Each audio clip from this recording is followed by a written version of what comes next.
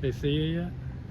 Coming back into St. Augustine, Florida, our friends Pete and Courtney were there to catch Arabella going under the bridge on the way to the marina for her long-awaited haul-out and painting. Hey, Steve! He waved. He did? Yeah. Cool. And if you think you can help with some recurring issues with the electric motor for the tender, please stick around to the end of today's video.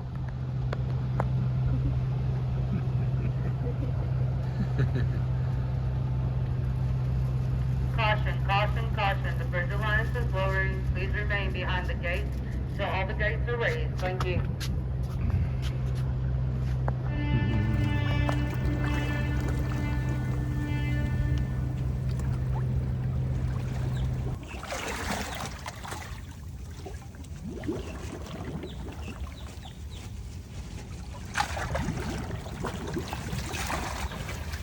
Divers are cleaning the boat right now, and it sounds really weird hearing them scrubbing the outside of the hull and all the bubbles as they swim around. I got back to the boat from using the restroom, and I didn't realize that they had gotten here, and I just saw bubbles coming up along the side of the boat, and I was like, what's happening? And I realized that the divers had just gotten here and got right to work.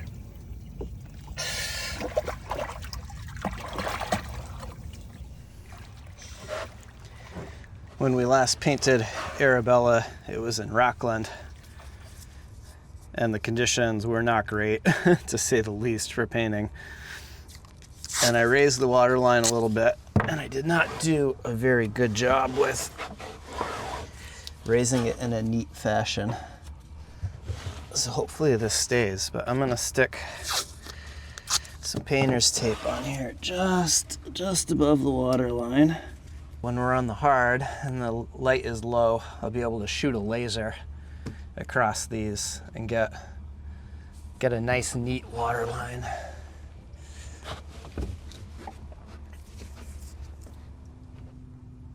Oh, she's gonna look so much better with some fresh paint.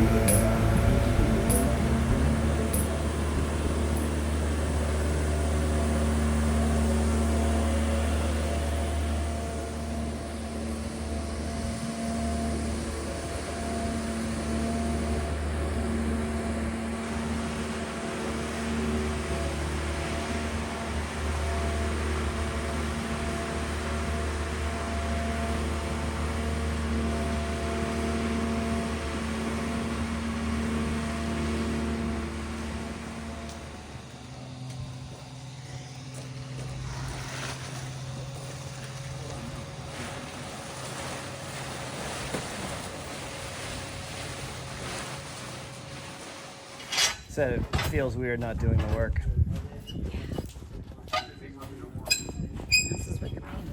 Yeah, no, I keep reminding myself that. Oh, I can't wait to be done with this haul for so many reasons. One of the big reasons is all of this stuff we've been lugging around since Maine, and it is all for the haul out. So I got to go through some of this morning and get some things figured out. But mask cartridges, mask, dust collector hose, sandpaper, Brillo pads, all sorts of that fun stuff. And then of course I've got my tools. So first off is scraping. I did a little bit yesterday. First tool is the putty knife, and go scrape off the seam compound that's spooging out. And then I got 2 different types of hook scrapers. This one was a gift. It was on the boat in Rockland. Someone stopped by, I forget the guy's name, and he dropped it off, and it has been an absolute gem. But I broke the handle yesterday. So I taped that up, glued it last night, and let's put an edge on these.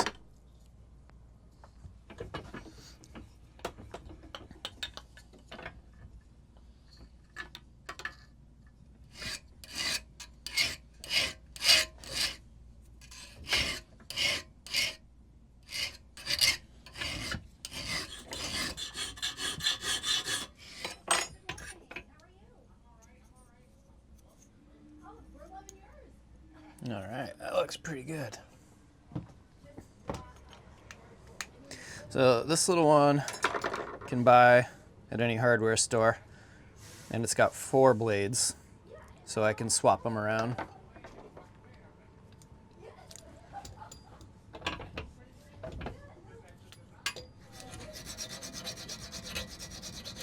It's amazing how much seam compound is squeezed out between the planks. So it was like this, maybe even a bit more when we hauled out in Rockland, and we scraped it all back and painted it. And in the last little over a year since Rockland, apparently these planks have swelled more because they've squished out even more seam compound. And if you look down the length of the boat, you can see every seam. And the paint is just flaking off in sections. It just got no adherence. I went through here yesterday when we got hauled out, did kind of the lower side here. I went through and scraped all the seams. You can see up here, I didn't get to these ones. There's still seam compound squished out. I scrape all that off and then just attack it with the scraper.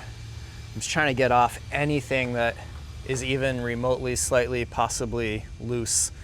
The paint job from Rockland did not hold up well, and I am not surprised because the conditions for painting were abhorrent. It was cold, it was humid, we were tenting it, which is heating it, but also keeping the moisture in, and I'm not surprised that a lot of the bottom paint is kind of flaking and chipping.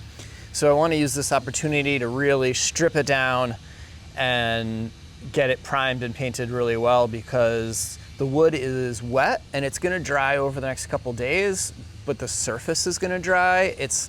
It's not going to be fast enough to really dry out the timber itself. So if we're quick with this, the surface will get dry enough to paint and it'll stick really well, but it won't get so dry that the timbers move more than the paint can accommodate. So let's just get cranking here, suit up and make some paint chips.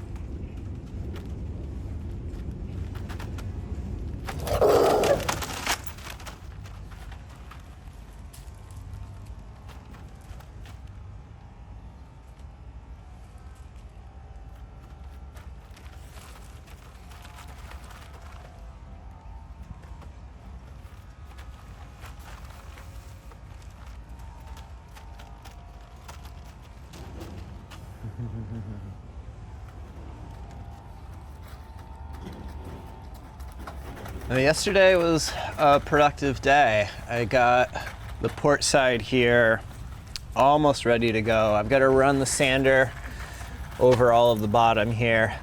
So she's looking a little rugged at the moment, but 1 or 2 coats of paint and all of this will look great again. It's amazing how dark the camera makes this look. It looks just like a little bit of gray wood, but the camera makes it really a lot darker. So this kind of looks like it's moldy. It's not. We had primed the planks originally with a thinned black paint, and what you're seeing is just the remnants of that. And so here's a little blue bottom paint, there's the black, and then this got actually down to wood. But don't worry, none of this is any sort of fungus or anything. It just really looks like it on camera. And all the seams look great. I mean, they're really tight. So all of that looks good. Bungs all look nice and tight. I haven't seen any that have been popping. Got a scarf joint here. That looks great. You can see I haven't done anything really with the ballast keel. And the reason for that is I don't need to. The paint is in phenomenal shape. It's not flaking, it's not chipping, it is on there really well. And if for some reason it's not, it's lead. I mean, it's not like shipworms are going to get in there and eat it apart or anything. They can try all they want. So the lead's not really a big deal. I'm not as worried about protecting it, but also the paint is held up really well on it. And the paint on the top sides is held up really well. So I don't want anyone to think that the issues we're having with the below waterline paint has anything to do with the paint. It really is 100% the conditions and the wood. So oak is hard, it's dense, it's oily. Those make it difficult to paint. It swells a lot when it gets in the water, which makes it expand, which cracks the paint. So that first round when we hauled in Rockland, I really expected it to be in pretty rough shape. And then when we painted in Rockland, we were heating and barely getting it to above 50, and it was damp out. It was kind of like, it was cold but humid, and I mean, it was horrible painting conditions. Like, if you read the instructions on the can, we were barely making the bare minimum. So I'm not terribly surprised that that paint job didn't hold up either. I'm optimistic about this one. These are like perfect painting temperatures. We don't have a hard timeline that we're up against, other than just spending a lot of money to be in the yard. So really just stripping all of this back, getting it down to wood, getting all of the loose paint off. We're gonna re-prime it, and hopefully the timbers shouldn't swell that much when they go in the water, and we've got great curing temperatures, and we should get a paint job that sticks and lasts a lot longer.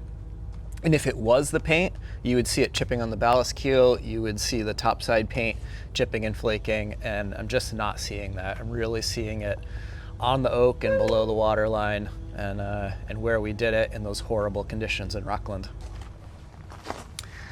I've just been working around my marks for the waterline. And obviously these aren't super crazy accurate, but with the laser level we'll be able to kind of fare through them all and get a good waterline mark. So trying not to rip the tape off. As you can see, the topside paint is held up really well. This is the primer coat that went on. It's a little more gray color than the white topside paint. Some places I sanded a little farther than I probably had to on the cedar, but it is fine. So that's held up really well. It's just been this bottom paint on the oak that's been really struggling. This is all I have left to do on this side. So you gotta get up on the ladder with the Fest tool and the 40 grit and just smooth all that out a bit more. But I'm gonna jump on starboard and start that. We'll leave this for now. The way the sun goes, this side of the boat is in the shade pretty much all the time, which is why I started with this side. So if it's stripped and open for a couple days, it's not baking in the sun, and I'm not as worried about it. The other side of the boat gets a lot of sun during the day. So I want to hop over there now and get going while it's still cool before it gets too sunny. And at some point when I'm just baking in the sun over there tomorrow or today, I'll jump over here and sand this down a little bit. But I'm trying to be conscientious of the boat and what's getting exposed and drying out. And I'm also just trying to make it as easy as I can on myself, because working in 80 degrees in the sun in a Tyvek suit is not much fun. Good painting conditions, not great stripping conditions.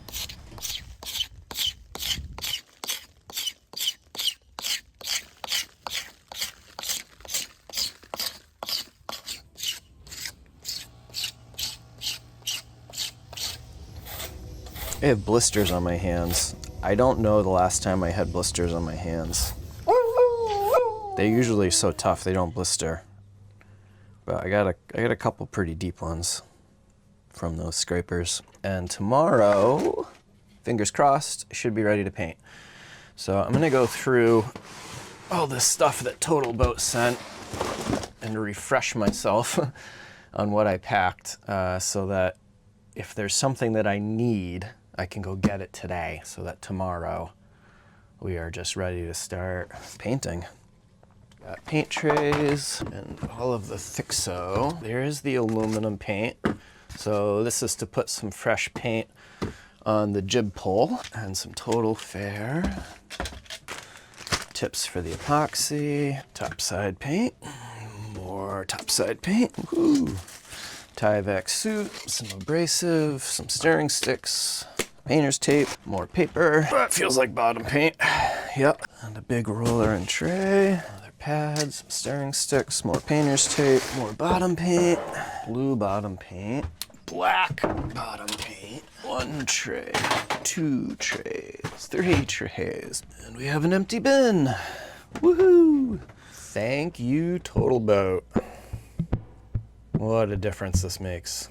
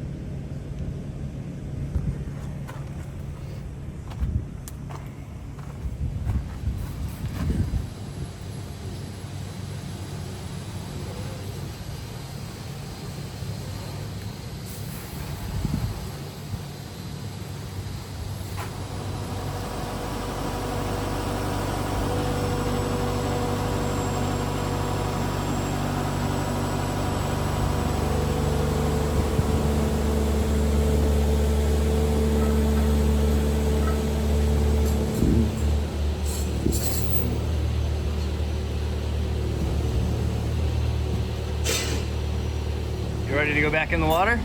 I'm so excited. Yeah, I'm ready. I miss waking up floating, and I miss the dolphins. I wonder what Akiva thinks being in there with the boat moving.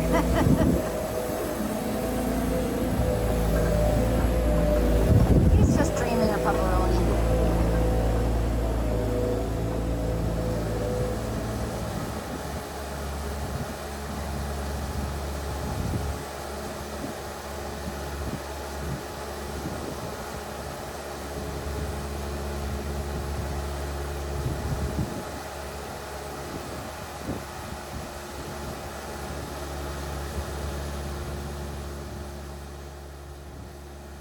Thanks for watching the paint dry with us today. And if you like what we're doing, please check out our Patreon page to see how you can be a huge part of both making the videos and keeping up with maintenance on Arabella. Thank you to all the ongoing support coming from our community at Patreon. We need some help. We have had a love-hate relationship with the e-prop. We love that it's electric. We love that we can charge it off the solar and that we can have an extra battery for longer adventures. We love that it's quiet and you just get in and turn the handle and away you go. We hate how many times it's left us stranded. We hate that the only way to get what's leaving us stranded fixed is through warranty and taking it to a shop. And every time that happens, we don't have a tender for 3 to 10 days while we're waiting for the warranty information and the parts to get delivered. So I would really like to find a better solution, and if we can't find a better solution, I'm gonna have to find a better motor.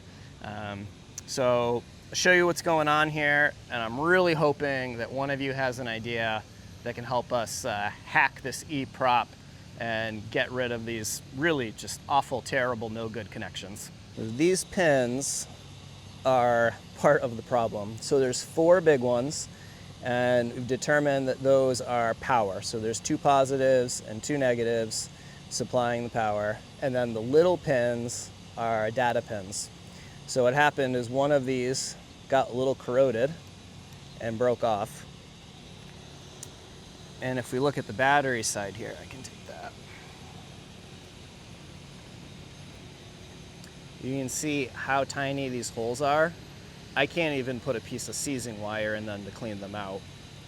And see, this one has got a little bit of corrosion started in it.